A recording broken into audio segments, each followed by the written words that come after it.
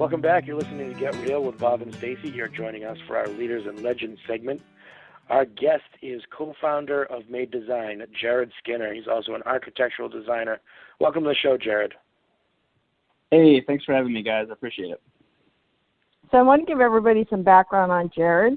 As Bob said, he's co-founder and design principal at Made Design. By the way, you can find their website at made.design. They design physical spaces and experiences which help people fall in love with brands, from retail storefronts to corporate headquarters to experiential pop-ups. Jared is an award-winning young designer who was recently named one of the 10 hottest designers to watch by Inc. magazine. So first, Jared, tell us all about Made Design. Yeah, so Made Design, it's an architectural design studio created for further connecting people with their brands. We kind of identify the product, how consumers engage with the product, what the product or company is about, really everything involved with that product. And then we just kind of see about distilling things down to identify how design can really help reinforce the user experience and consumption, the interaction with that product. Okay. So how do you think retailers can do a better job with their brick and mortar stores so that they have a better chance at competing? Yeah, so basically people no longer want the rows of product in a fluorescent light-filled space. Basically everything we've seen in the past where everything's stocked up, you walk in, you walk up and down the rows, pick out what you want, and then you're out. Okay, users are really paying attention to these things, and they want an experience now when they're shopping. And it's all about the kind of the point of sale and how they interact with that product. So it's up to the company and the sellers to provide them that experience, not just that product. I mean, you see that with the Toys R Us bankruptcy, right? I mean, they had the toys on the shelves, and kids love shelves, but it was more to that, right? People wanted an experience. They wanted to be able to touch things, to sense these things, to get an experience of what they were buying, not just walk in, pick it off the shelf, and leave. That's interesting. What's a new trend in office designs, Jared? Yeah, so a recent study just came out, and they were talking about how 54% of work is done in isolation, where people can actually put their heads down and work. And I think that means no longer the open space or open plan idea is as viable as it once was. For the longest time, everybody, that's what they wanted, an open plan, big, large tables, everybody can kind of co-work together. And I think that's true in a sense, but I think what we're going to start seeing is more of an emergence of this kind of city plan, which I say that the city plan similar to something like New York, right? You've got Times Square where there's tons of people, everybody is kind of huddling together in the sense of community, but then you have all these kind of arterial routes that seem to break out from that, and they kind of span into these smaller, thinner spaces where there's not as much people. And I think you're going to see that in kind of more corporate headquarters, right, where people can come and work together, lounge around, the sense of community. But when people need to get work done, they kind of meander around to these smaller alcoves or spaces where people can actually put their head down, focus on what they want to, and get the work done that they need to.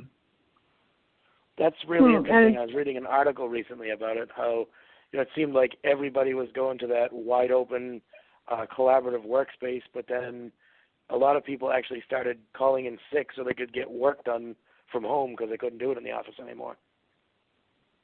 Yeah, I mean, it's always a great concept, and I think everybody, that's why coffee shops seem to be so popular. People want that sense of community. They don't like being so isolated, but at the same time, there needs to be that distance and that focus and the ability to actually get things done. That's cool. You talk a lot about the connected consumer and designing around that person. Who exactly is the connected consumer?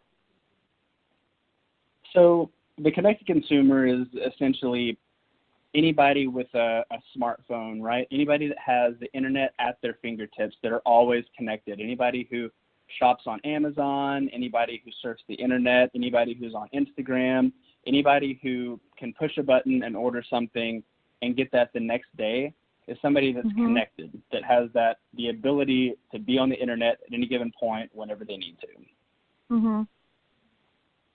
Okay, so how do you design around somebody like that? That's not. It seems like, because I agree, I think there are connected consumers, but even I'll say, like, when I'm out shopping, I'm also connected to my phone, so I'm checking text messages and paying less attention to what's on the shelves.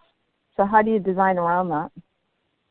Yes, that's interesting that you said that, because recently there was a Nordstrom store that opened up in LA, and it was an experiential store. And the cool thing about this Nordstrom store is they don't have any inventory.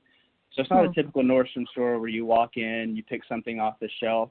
This is an experiential store. So you get the Nordstrom brand, but you get the Nordstrom experience. So you walk in, they've got restaurants and bars, pedicures, manicures, facials, and you can get a little private shopping experience with a private stylist who will kind of put together a style for you, and they'll send it to you. But you don't walk out of the store that day with anything.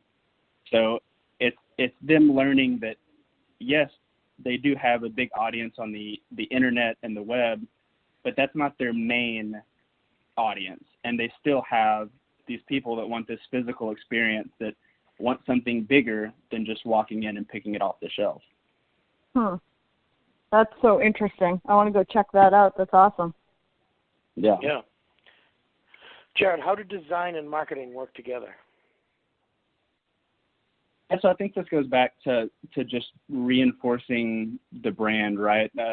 Marketing and design being hand in hand from the beginning, the get-go of a project, is vital to the brand being successful in this design. So if Anthropologie, in the study I saw last year, they had upped their point of sale by, I think it was like 15%, and not because they rebranded or did anything crazy, but they just paid attention that their store had a unique smell, their store had a unique touch. Anything you rubbed your hand on in the store, the way you walked through the store, everything you experienced about that store was changed, but it also was changed to where any Anthropologie you walked in was similar to that. So whenever you're walking around the corner, you got this smell, you realize, oh, there's an Anthropologie close by. Or, oh, you saw the colors, oh, there's an Anthropologie here. All this reinforces the brand, and I think it's great for consumers that really start to pay attention to these things to be able to recognize the products that they're starting to consume that way. Wow. How do you think going to school for architecture shaped how you view the world and do your work?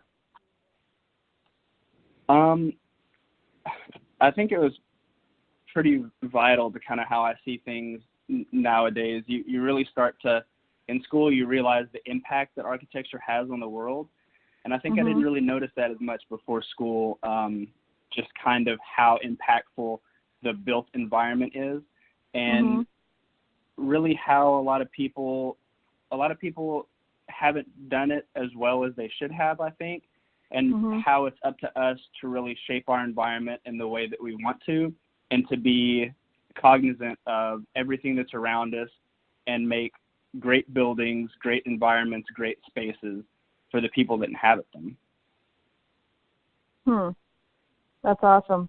I interviewed recently the CEO of the paper stores, and if you ever come to New England, you'll see the paper stores everywhere. It's kind of like a massive, I think they're 5,000 or 6,000 square feet gift shop, and there's like 50 or 60 of them throughout New England. It's massive.